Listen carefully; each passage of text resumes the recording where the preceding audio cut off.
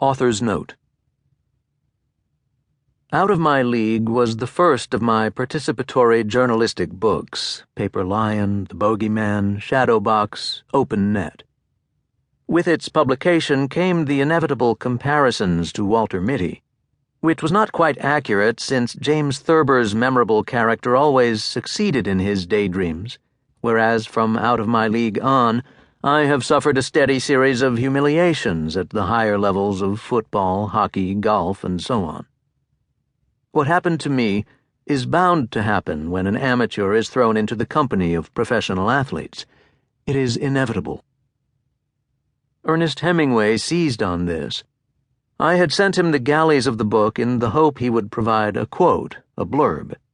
Actually, I was brazen enough to ask him for an introduction.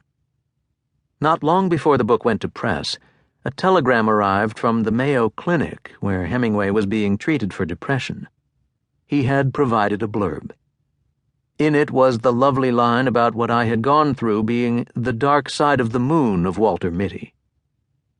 The publishers slapped the quote on the jacket, the letters of Hemingway's name in oversized capitals, and I have no doubt that the success of the book was helped immeasurably by its being there.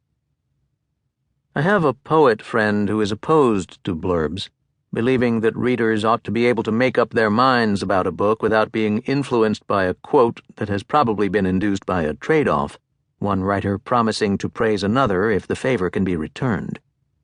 He even dislikes the word itself and thinks it should only be used to describe the sound a scuba diver makes when close to drowning. I hold no brief on this matter one way or the other, but I'm awfully glad that telegram arrived from Rochester.